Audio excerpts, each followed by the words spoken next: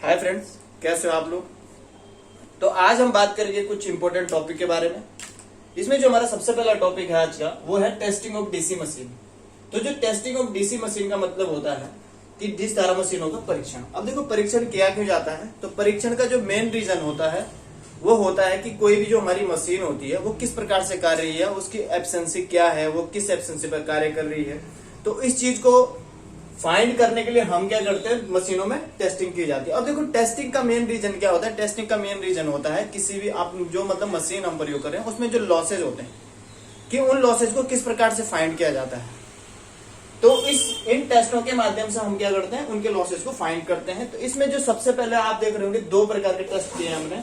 पहला है direct test, दूसरा इनडायरेक्ट टेस्ट। डायरेक्ट टेस्ट को कहा जाता है लोड टेस्ट भी कहते हैं इसे, और डायरेक्ट मतलब होता है प्रत्यक्ष। प्रत्यक्ष मतलब होता है कि जिसपे हम क्या करेंगे, मशीन को डायरेक्ट लोड देते हैं। मतलब हम डायरेक्ट क्या कर देंगे, उसे या तो ब्लॉक कर देंगे रोटर को। लोड का मतलब होता है इस टेस्ट के अंदर क्या किया जाता है, रोटर को ब्लॉक किया जाता है।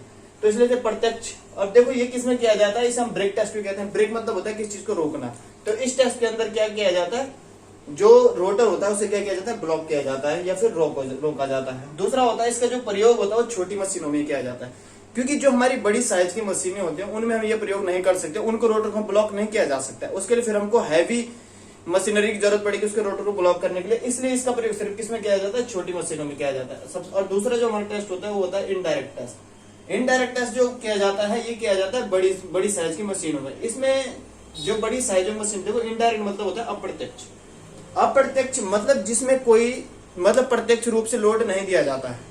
तो इस टेस्ट में हम इसमें मतलब हम डायरेक्ट लोड नहीं देते हैं, बल्कि इनडायरेक्ट रूप से लोड दिया जाता है मशीन पे, जिस प्रकार से उस सही प्रकार से कार्य कर सके या फिर उसके लॉसेज हम फाइंड कर सकें। तो इसके अंदर हमारे दो प्रकार के टेस्ट होते हैं। पहला होता है स्वेनबर्न टेस्ट और दूसरा होता है हॉपकिंसन टेस्ट। देखो जो स्वेनबर्न टेस्ट होता है इसे कहा जाता है नो लोड टेस्ट। जो नो लोड का मतलब होता है कि जब मशीन को क्या चलाया जाता है, बिना लोड के चलाया जाता है। मतलब हम क्या करेंगे, मशीन को बिना लोड के चला रहे हैं, तो उसको हम क्या कहेंगे, स्वेनबर्न टेस्ट कहा जाता है। या फिर हम स्वेनबर्न टेस्ट को क्या कहते हैं, नो लोड टेस्ट कहते हैं। अब देखो जब नो लोड टेस्ट है तो इसका कभी भी प्रयोग किसमें नहीं किया जाता, सीरीज मोटर में नहीं किया जाता है, क्योंकि सीरीज मोटर कभी भी नो लोड पे नहीं चलाया जा सकता। तो इसलिए हम इसका प्रयोग किसमें करते हैं, सिर्फ किसके लिए किया जाता है, सिर्फ शंट और कंपाउंड मोटर में किया जाता है।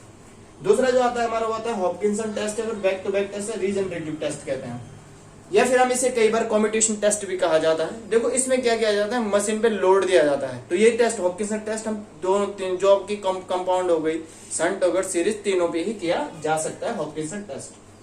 अब देखो ये टेस्ट तो हमने कर दिए, तो इनसे फाइंड क्या होता है। देखो जब कभी भी नो लोड टेस्ट किया जाता है तो उसके माध्यम से हमको क्या प्राप्त होता है, कांस्टेंट लॉसेज प्राप्त होते हैं। अब देखो जो हमारे कांस्टेंट लॉसेज होते हैं क्या होते हैं, जो लॉसेज क्या होते हैं बिना लोड पे, मतलब जो हमेशा बिना लोड के हमको प्राप्त होते हैं, वो कौन से होते हैं, आयरन लॉसेज होते हैं, मैकेनिकल लॉसेज होते हैं, शंट फील्ड लॉसेज होते हैं। जो स्ट्रेट लोड लॉसेज होते हैं ये किसके अंदर आते हैं, कांस्टेंट लॉसेज के अंदर। आप लोगों को दिखाई दे रहा होगा iron losses, mechanical losses, shunt field losses और जो आपके स्ट्रेट फील्ड लॉसेज होते हैं। ये जो लॉसेज आते हैं किसके अंदर आते हैं, ये वाले जो लॉसेज आते हैं किसके अंदर आते हैं, कांस्टेंट। कांस्टेंट मतलब होता है जो लॉसेज फिक्स होते हैं, जो चेंज नहीं होते हैं। दूसरा जो होता है हमारा वेरिएबल लॉसेज। अब देखो जो वेरिएबल लॉसेज होते हैं ये होते हैं परिवर्तनीय, मतलब जो लोड के साथ वेरी करते हैं। कांस्टेंट मतलब होता है जो लोड के साथ वेरी नहीं करेंगे। और जो वेरिएबल लॉसेज होते हैं, वेरिएबल लॉसेज देखो आप लोगों को यहाँ पे दिखाई दे रहा है हॉपकिंसन टेस्ट या फिर रीजन, इसको हम लोड टेस्ट भी कहते हैं कई बार। अब लोड टेस्ट किसके लिए किया जाता है, वेरिएबल लॉसेज फाइंड करने के लिए किया जाता है, जिसके अंदर हम आर्मेचर कॉपर लॉस फाइंड करते हैं, या फिर आपको दिखाई दे रहा है armature copper loss, brush contact losses इसके अंदर आते हैं।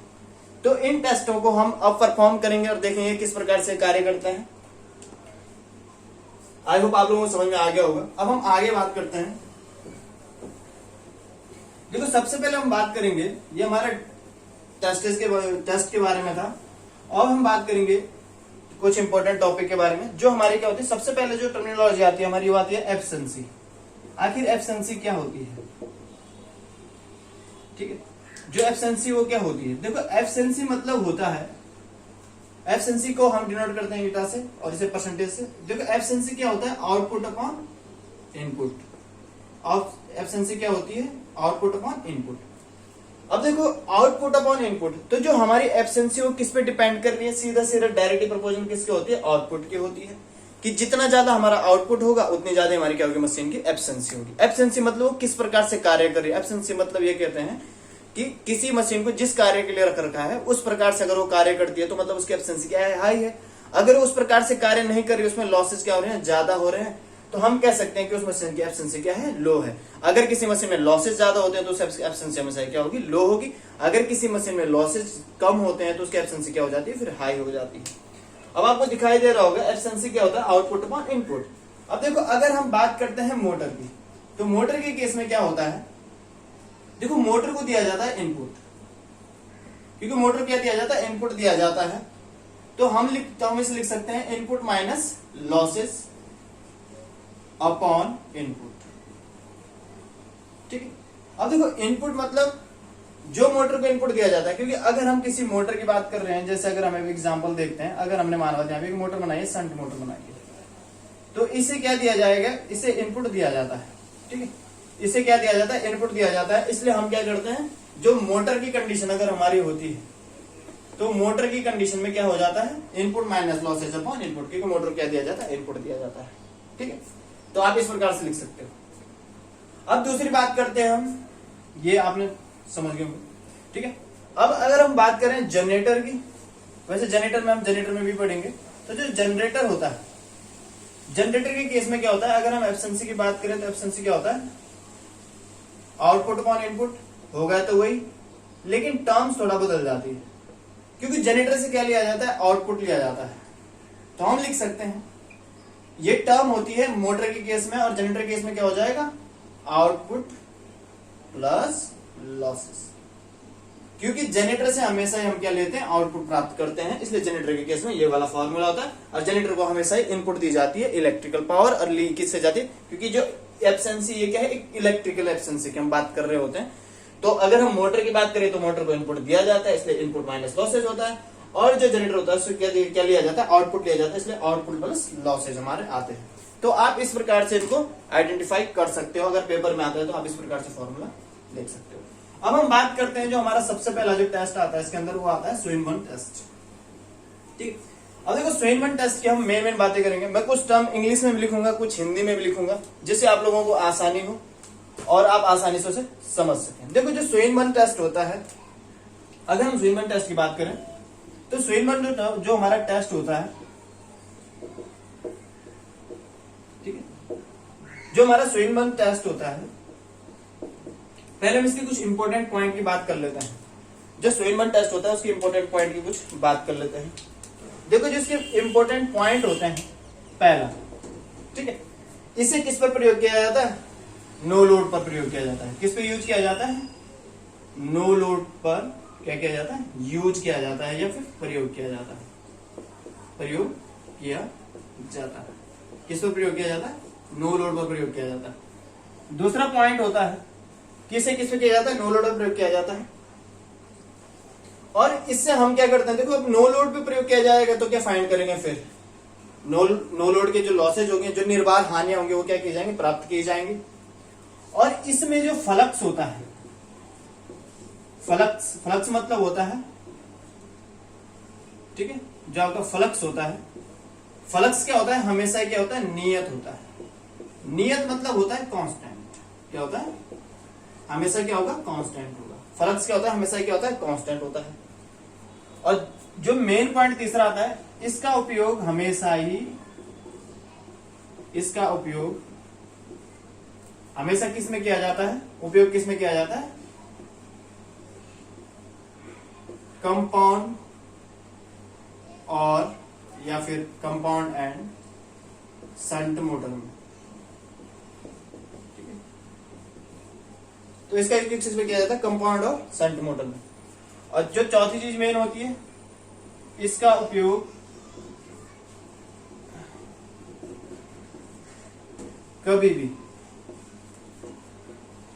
सीरीज मोटर में नहीं किया जाता है, सीरीज मोटर में नहीं किया जाता, नहीं किया जाता है। क्या आपको दिखाई दे रहा हो, पहला, इसका प्रयोग हमेशा ही नो लोड पर किया जाता है। अब देखो जब नो लोड पे किया जाएगा तो नो लोड लॉस फाइंड करेंगे। इसमें फ्लक्स हमेशा क्या होगा, कांस्टेंट होगा, क्योंकि इसमें जो सप्लाई दी जाती है वो हमेशा क्या होती है, रेटेड होती है।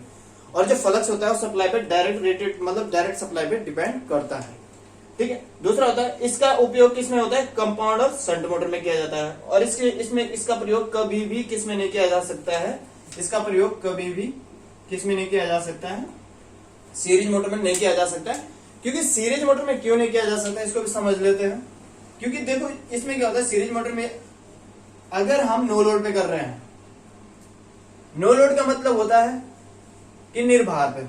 अब देखो जब नो लोड पे होगा तो उस केस में क्या हो जाता है कि हमारी इप्स स्पीड क्या हो जाती है, बहुत ज्यादा हो जाती है। क्योंकि जो हमारा नो लोड का मतलब होता है कि स्पीड हमारी क्या होगी, बहुत ज्यादा हाई होगी। और जो फ्लक्स हो जाता है वो क्या होता है, नो लोड की कंडीशन में क्या हो जाता है, जीरो हो जाता है। अब देखो कभी भी अगर फ्लक्स जीरो होता है तो कहीं ना कहीं उसकी स्पीड क्या हो जाती है, इन्फिनिटी हो जाती है। और इन्फिनिटी का मतलब होता है कि अनंत। अब अनंत का मतलब होता है कि कहीं ना कहीं उसके जो सेंट्रीफ्यूगल फोर्स होता है वो कहीं ना कहीं मशीन को क्या कर देता है, डैमेज कर देता है। इसलिए कभी भी इसका प्रयोग किसमें नहीं किया जाता है, सीरीज मोटर में नहीं किया जाता है। अब हम बात करते हैं जो आपका टॉपिक, जिस टॉपिक हम बात कर रहे हैं स्वेनबर्न टेस्ट की। तो ये कुछ इंपॉर्टेंट पॉइंट है जो आपको ध्यान रखने पड़ेंगे। अभी हम इसके मेरिट्स और डिमेरिट की बात भी करेंगे, ठीक है। आई होप आप लोगों को समझ में आ गया होगा, ठीक है। अब हम बात करेंगे स्वेनबर्न टेस्ट की।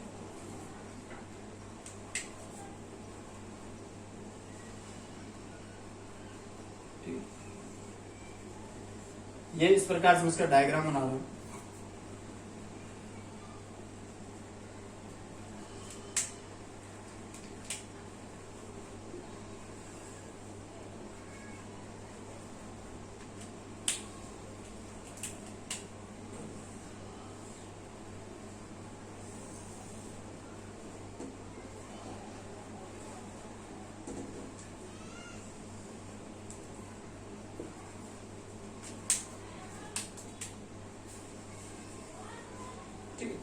ये इस प्रकार से आप लोगों को दिखाई दे रहा होगा। ये हमारा क्या है, इसको आप इस प्रकार से आइडेंटिफाई कर सकते हो, ठीक है।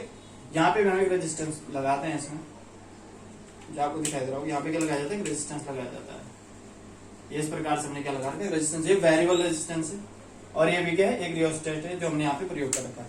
देखो अब ये क्या होती है, हमारी जो फील्ड वाइंडिंग होती है इसका नाम होता है RSH। ये हमारा हो गया आर्मेचर, या फिर इसे RA से डिनोट करेंगे, ठीक है। यहाँ पे जो करंट, अब देखो इसमें क्या होता है, देखो नो लोड है। अब देखो जो सप्लाई होगी क्या होगी, V होगी, टर्मिनल मतलब जो हमने सप्लाई दी है इसे, ठीक है। अब देखो नो लोड करंट क्या होती है इसमें, अगर हम नो लोड पर I नॉट हो जाएगी, ठीक है। अब देखो जो आर्मेचर में करंट होगी वो क्या होगी, IA नॉट होगी। और जो हमारी फील्ड करंट हो जाएगी वो क्या हो जाएगी, IF हो जाएगी। इस प्रकार से ये क्या हो जाएगी, IF हो जाएगी। तो इस प्रकार से आप देख रहे होंगे। अब देखो इसमें जो इसका प्रयोग किया जाता है, पहले हम इसकी बात कर लेते हैं। जो हमारे यहाँ पे रियोस्टेट लगा रखा, इसका यूज क्यों किया जाता है ये आपको पता होना चाहिए। इसका प्रयोग किया जाता है कि अगर जो स्पीड होती है मोटर की उसे रेटेड तक रखने के लिए, मतलब स्पीड को वेरिएबल करने के लिए। अगर हमको स्पीड को कंट्रोल, क्योंकि हमको पता है कि अगर हम फील्ड रेजिस्टेंस को चेंज करते हैं तो कहीं ना कहीं स्पीड में क्या आता है, वेरिएशन आता है। तो ये किसके लिए किया जाता है, ये किया जाता है स्पीड को रेटेड रखने के लिए। इसका प्रयोग किया जाता है। इसका सेंटर रेजिस्टेंस जो हमने यहाँ पे यूज कर रखा है, वेरिएबल रेजिस्टेंस या फिर रियोस्टेट भी कह सकते हैं। अब देखो इसका प्रयोग हम दो प्रकार से कर सकते हैं। एक तो स्पीड को कम करने के लिए कर सकते हैं, लेकिन अभी हम फुल स्पीड में चला रहे हैं तो इसका यूज वहां तो नहीं होगा। लेकिन इसका जो मेन यूज होता है वो होता है करंट को कंट्रोल करने के लिए। क्योंकि अभी हम क्या दे रहे हैं, इसे पूरी सप्लाई दे रहे हैं, तो कहीं ना कहीं हम क्या करते हैं, कहीं ना कहीं करंट भी कंट्रोल कर सकते हैं और स्पीड को भी कंट्रोल किया जा सकता है, क्योंकि आर्मेचर के सीरीज में लगाया गया है, ठीक है। अब हम बात करते हैं इसके फॉर्मूले किस प्रकार से निकलते हैं। अब देखो यहाँ से हमारी जो करंट आ रही है I नॉट आ रही है। अब देखो I नॉट क्या हो रही है, दो इक्वल पार्ट्स में डिवाइड हो रही है। एक ये पार्ट हो गया और एक ये पार्ट हो गया। यहाँ दो पार्ट्स में डिवाइड हो रही है IA। तो हम लिख सकते हैं जो I नॉट है वो क्या हो जाएगा, IF field current plus IA not. IA not क्यों कहा गया है आर्मेचर करंट को, आर्मेचर करंट को IA नॉट इसलिए कहा गया है क्योंकि ये क्या है, हमारे आर्मेचर की नो लोड करंट है, ठीक है। IF ये क्या होती है, हमारी फील्ड करंट होती है। I नॉट ये क्या हमारी टोटल करंट है जो सोर्स से ली गई है। देखो इस करंट जो ये वाला जो हमारा अमीटर है, ये वाला इस वाली करंट को मेजर करता है जो हमारी नो लोड करंट होती है, और ये वाला जो हमारा अमीटर होता है ये फील्ड करंट को मेजर करता है, ठीक है। यहाँ पर दिखाई दे रहा होगा। अब दूसरी चीज आती है, अगर हम यहां से IA नॉट निकालते हैं तो IA नॉट क्या हो जाएगी हमारी, IA नॉट हो जाएगा हमारा I नॉट, ठीक है। IA नॉट क्या हो जाएगा, I नॉट माइनस IF क्या हो जाएगा, IF। तो ये हमारे क्या हो जाता है, IA नॉट हो जाती है। अब देखो यहाँ पे हम इन टर्म से बात कर लेते हैं। ये जो हमारी टर्म्स है थोड़ा लिख लेते हैं, जो आप लोगों को थोड़ा याद रहे। देखो V का मतलब होता है सप्लाई, लेकिन कौन सी सप्लाई? ये सप्लाई होती है रेटेड। रेटेड मतलब जितनी मशीन को जरूरत होती है, जितनी उसकी जो उसके हम पैरामीटर डिसाइड करते हैं उस हिसाब से दिया जाता है। रेटेड मतलब उसको फुल सप्लाई दी जाती है नो लोड की कंडीशन में। दूसरा आई नॉट, ये क्या होती है? ये होती है रेटेड नो लोड करंट। ये क्या होती है? रेटेड नो लोड करंट मतलब निर्भार की अवस्था में, मतलब नो लोड की कंडीशन में जो करंट होगी उसे क्या कहेंगे? आई नॉट कहेंगे। उसी प्रकार से अगर हम बोले आई ए नॉट, ये क्या होती है? Armature no load current. Armature no load current, ठीक है। अब ये वाली जो टर्म आती है हमारी, इसे क्या कहा जाता है? आई एफ कहा जाता है। आई एफ मतलब हो गई जो हमारी क्या होती है? फील्ड करंट लिख सकते हैं आप इसे, फील्ड करंट। तो ये हमारे कुछ पैरामीटर हैं जो आप लोगों को थोड़ा ध्यान रखने पड़ेंगे। पहला V सप्लाई वोल्टेज क्या होती है? रेटेड। रेटेड मतलब होता है 100%। अगर हमने 100% दी है तो मतलब ये क्या है? रेटेड है। दूसरा नो लोड करंट, मतलब जो नो लोड की कंडीशन में मशीन गेन कर रही है, कहां से? सोर्स से। और आई ए नॉट क्या होगी? आर्मेचर नो लोड करंट, मतलब जो आर्मेचर के द्वारा नो लोड की कंडीशन में ली गई है। दूसरी जो फील्ड करंट होती है, जो मशीन के द्वारा फील्ड के द्वारा क्या ली गई है? करंट ली गई है। तो ये हमारे कुछ पैरामीटर हैं जो हमको पता होने चाहिए पहले। अब देखते हैं हम किस प्रकार से इसे करते हैं, ठीक है। अब देखो इसमें आप यहां से समझना इस चीज को। अगर मैं यहाँ पे एक सप्लाई लगा देता हूं, हम यहीं से इस फॉर्मूले को निकालेंगे। अगर हम यहाँ पे क्या लगा देते हैं? सप्लाई लगा दी जाती है, यहाँ पे एक सप्लाई लगा दी जाती है। अगर यहाँ पे हमने एक सप्लाई लगा दी इस प्रकार से, ठीक है, ये हमने कनेक्ट कर दी। अब ये भी था जो हमने पहले V रखा था। अगर हम बात करें इनपुट की, तो आप खुद डिसाइड कर सकते हो कि इनपुट क्या होगा। इनपुट पावर अगर हम बात कर रहे हैं तो इनपुट पावर क्या होगी? इसमें इनपुट पावर क्या होगी? आप लोगों को दिखाई दे रहा होगा। एक तो V और दूसरा क्या है? सप्लाई करंट क्या है? I। तो मतलब हम कह सकते हैं कि जो इनपुट पावर क्या होती है? V इंटू आई। तो हम कह सकते हैं V इंटू आई नॉट। ये क्या हो जाएगी? हमारी इनपुट पावर हो जाएगी, ठीक है। ये क्या आ जाएगी? हमारी इनपुट पावर आ जाएगी। उसी प्रकार से अगर हम बात करें इसमें कॉपर लॉसेस की, कॉपर लॉसेस की अगर हम बात करते हैं आर्मेचर कॉपर लॉसेस की, तो आप यहां से निकाल सकते हैं, क्योंकि आर्मेचर करंट हमारी ये आ चुकी थी, क्योंकि I naught equal I F minus I naught, ठीक है। मैं इस चीज को मिटा देता हूं, आप लोगों को ज्यादा अच्छे से समझ में आ जाएगा, ठीक है। ये हमारा आर एस एस था, ठीक है, आर एस एच, ठीक है। अब आप लोगों को दिखाई दे रहा होगा। अगर हम बात करें इसमें आर्मेचर कॉपर लॉसेस की, तो आर्मेचर कॉपर लॉसेस क्या होता है? अगर हम कहें आई ए नॉट, तो ये क्या हो जाएगा? आर्मेचर कॉपर लॉसेस, क्योंकि पहले हमको पता है कि आर्मेचर करंट क्या है? आई नॉट माइनस आई एफ। अब देखो जब कॉपर लॉसेस कभी भी होता है तो हम कैसे लिखते हैं? आर्मेचर कॉपर लॉसेस अगर हम लिखेंगे आर्मेचर कॉपर लॉसेस, जो आर्मेचर कॉपर लॉसेज होंगे वो क्या होंगे हमारे? आप लोग दिखाई दे रहा होगा आई नॉट माइनस आई एफ का स्क्वायर इंटू आर। इसको आप ऐसे भी लिख सकते हो, जैसा आपको ठीक लगता है आप उस प्रकार से लिख सकते हो। तो ये क्या हो गया? हमारा आर्मेचर कॉपर लॉसेज हो चुके हैं, ठीक है। आप लोगों को दिखाई दे रहा होगा। इसको हम ऐसे भी लिख सकते हैं, ये मैंने यहां से लिया है, ठीक है, आप लोगों को समझ में आ गया होगा। तो ये क्या हो गया? हमारे आर्मेचर कॉपर लॉसेज हो चुके हैं, ठीक है। अब हम बात करेंगे, ये आप लोगों को समझ गया होगा, ये हो गई इनपुट पावर। ये हमारे क्या हो गया? आर्मेचर कॉपर लॉसेज हो चुके हैं। जो हमारी ये वाली टर्म आई है, ये वाली टर्म क्या है? हमारी आर्मेचर कॉपर लॉसेज क्या आई है? ये वाली टर्म क्या है? हमारी आर्मेचर कॉपर लॉसेज की है, ठीक है। अब मैं इसको मिटा देता हूं।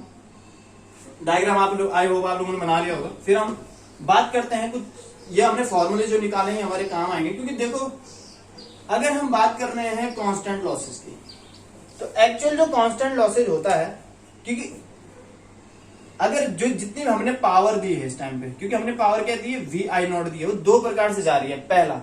पहला किस में जाएगी?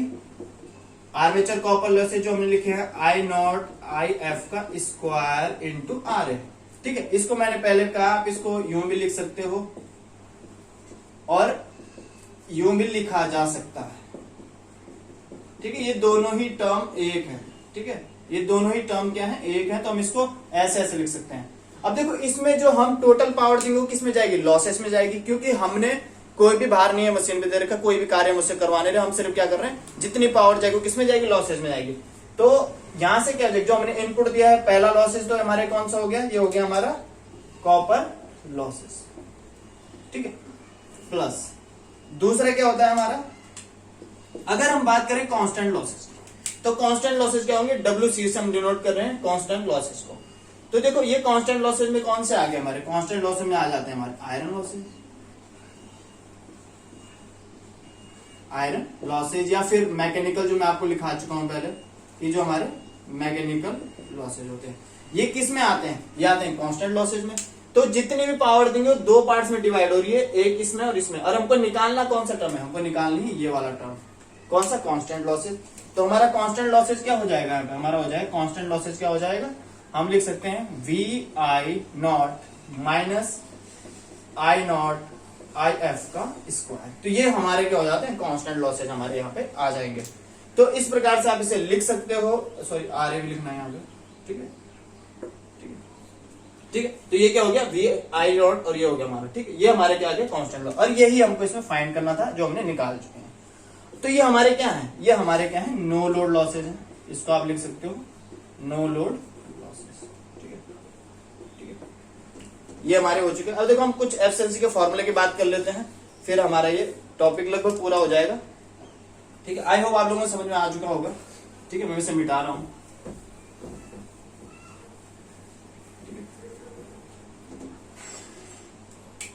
अब देखो यहाँ पे हम एक टर्म की बात कर रहे थे, ये हमारे क्या आ चुके थे, लॉसेज आ चुके हैं। अब देखो हम बात कर रहे हैं एफिशिएंसी की।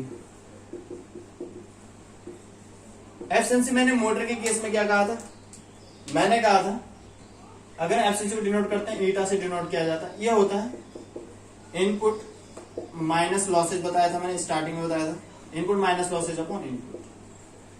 अब आप लिख सकते हो, देखो अगर इसमें दो कंडीशन आती है, सिर्फ आपको इतना याद रखना, अगर मोटर की कंडीशन है तो मोटर की कंडीशन में क्या होता है, मोटर की कंडीशन में अगर हम I0 की बात कर रहे हैं तो क्या होगा, IA प्लस, सॉरी ठीक है, हाँ लिख सकते हो I0 प्लस क्या हो जाएगा ISH, ठीक है। अगर हम यहां से IA की वैल्यू निकालेंगे तो क्या होगा I0 माइनस ISH। ये किसकी कंडीशन है, मोटर की। अब देखो जनरेटर में कंडीशन थोड़ा उल्टी हो जाती है, अगर हम कभी जनरेटर की बात करेंगे तो उसमें क्या हो जाएगी, उल्टी हो जाएगी। ये क्या हो जाएगी, कंडीशन क्या हो जाएगी I0 प्लस ISH, क्योंकि जनरेटर के केस में क्या होता है, आर्मेचर से करंट जनरेट होती है, और मोटर, और अगर हम बात करें मोटर की, तो मोटर को क्या दी जाती है, सप्लाई दी जाती है, डिवाइड होके कहां पहुंचती है। तो इस प्रकार से आप दिख रहे हो, यहाँ पे आपको दिखाई दे रहा होगा कि मोटर की केस में ये हो जाता है, ये कंडीशन होती है मोटर की, और अगर हम बात करें ये कंडीशन होती है जनरेटर की, ठीक है, जनरेटर। अब हम बात कर लेते हैं इनपुट। इनपुट हमने क्या दिया था, V इंटू आई हो गया था, ठीक है। अब लॉसेज क्या थे हमारे, एक मैं डायरेक्ट लिख रहा हूं, आप ऐसे भी लिख सकते हो I0 माइनस IF का स्क्वायर इंटू RA, ये क्या हो गया, armature copper losses, plus, sorry plus में माइनस होगा, माइनस क्या हो जाएगा, जो हमारे कहते हैं कांस्टेंट लॉसेज होते हैं, अपॉन इनपुट क्या होगा V इंटू 100, ये क्या हो जाएगी, एफिशिएंसी हमारी आ जाएगी, जिसे हम मीटर से डिनोट कर रहे हैं, ठीक है।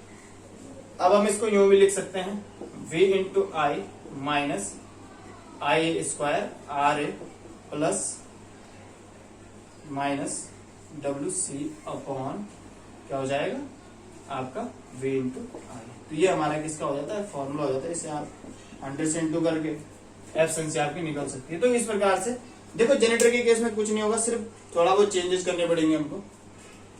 आज हम मोटर की बात कर लेते हैं, जब हम जनरेटर में जाएंगे तो हम इस चीज को भी वहां पे आइडेंटिफाई कर लेंगे, ठीक है।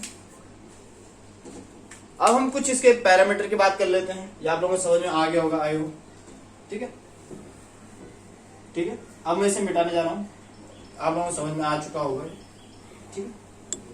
ये हमारे एफिशिएंसी के थे, एफिशिएंसी हम किस प्रकार से ले सकते हैं। अब दूसरा जो आता है हमारा, इसमें जो पार्ट्स आते हैं वो आते हैं इसमें लॉसेज, मतलब जो हमारे क्या होते हैं, मेरिट्स होती है। इसमें कुछ मेरिट्स और डिमेरिट की बात कर लेते हैं। जो मेरिट्स होती है, अगर हम बात करें मेरिट की, तो मेरिट क्या होती है कि इसमें पावर कंजप्शन, जो पावर कंजप्शन होता है या शक्ति व्यय होता है वो क्या होता है, अधिकतम होता है। कि मतलब इसमें जो पावर कंजप्शन होता है वो क्या होता है, अधिकतम होता है। अगर हम बात करें इसकी स्विनमैन टेस्ट की, तो इसमें क्या होता है, पावर कंजप्शन अधिक होता है। मतलब हम कह सकते हैं कि इसमें शक्ति व्यय, ठीक है, शक्ति व्यय क्या होता है, अधिकतम होता है, अधिकतम होता है। अब आप इसको अगर आपको शक्ति व्यय समझ में नहीं आ रहा है तो मैं इसको इंग्लिश में लिख देता हूँ। इसको कहा जाता है पावर कंजप्शन कहा जाता है। क्या कहा जाता है? पावर कंजप्शन क्या होता है? मैक्सिमम होता है, मतलब ज्यादा होता है। ठीक है, इसके मेरिट्स हैं। पावर कंजप्शन क्या होता है? अधिकतम होता है। मेरिट या हम इसके डेमेरिट कह सकते हैं कि इसमें पावर कंजप्शन क्या होता है? अधिकतम होता है, क्योंकि देखो इसमें शक्ति व्यय क्या होता है? अधिकतम होता है। वैसे डीमेरिट होनी चाहिए इसकी, क्योंकि पावर कंजप्शन क्या होता है? ज्यादा होता है। ठीक है, तो आप इसको, ठीक है, ये आपकी समझ में आ रहा हो कि इसमें पावर कंजप्शन क्या होता है? अधिकतम होता है। मैं कॉमन ही कर लेता हूं इसमें, मतलब मेरिट और डीमेरिट को एक साथ, जो आपकी समझ में ज्यादा से आता है। ठीक है, ये क्या हो गया? इसमें पावर कंजप्शन अधिकतम होता है, इसको हम डीमेरिट में लिखेंगे। इसकी ये क्या होती है? इसकी डीमेरिट होती है। आप इसको डीमेरिट लिख सकते हो कि डीमेरिट क्या होती है? इसमें पावर कंजप्शन क्या होता है? अधिकतम होता है। ठीक है, दूसरा क्या होता है? इसका प्रयोग सिर्फ किसमें किया जाता है? सीरीज मोटर में किया जाता है। सीरीज मोटर में किया जाता है। ठीक है, मतलब इसका जो यूज है वो सिर्फ किसमें होता है? सीरीज मोटर में होता है। और इसमें कम्यूटेशन का पता नहीं चलता हमको। जो मेन चीज होती है कि इसमें किसका पता नहीं चलता है? कम्यूटेशन का पता नहीं चलता है। ठीक है, क्योंकि हम लोड नहीं दे रहे हैं तो मतलब कम्यूटेशन का पता हमको, अगर हम कम भार भी देंगे, नो लोड की जगह थोड़ा भार दे रहे हैं, तभी हमको कम्यूटेशन का पता नहीं चलता है। ठीक है, दूसरा क्या होता है कि कम्यूटेशन का पता। दूसरा क्या होता है कि टेम्परेचर इंक्रीज का पता भी नहीं चलता हमको। उसमें जो टेम्परेचर होता है, टेम्परेचर इंक्रीज का पता भी नहीं चलता है।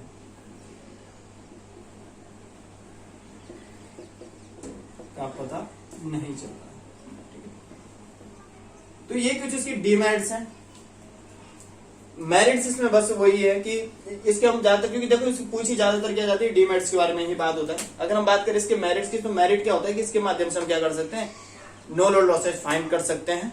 मतलब किसी भी भार पर नो लोड लॉसेस फाइंड किए जा सकते हैं इसमें, कि मतलब अगर हम कम भार देके क्या कर सकते हैं? नो लोड लॉसेस फाइंड कर सकते हैं। धन्यवाद। अगर आपका वीडियो अच्छा लगता है तो कृपया सब्सक्राइब और शेयर जरूर करें, और ज्यादा से ज्यादा शेयर करें, जिसके माध्यम से जिनके पास मतलब जो कोचिंग वगैरह नहीं कर रहे हैं तो उनको ज्यादा से ज्यादा इन चीजों की जानकारी हो पाए, या फिर कोई डिप्लोमा वगैरह का भी हो तो उसके लिए भी टॉपिक बहुत ही ज्यादा इंपॉर्टेंट हो जाता है, क्योंकि ये पेपर में पूछे जाते हैं। धन्यवाद।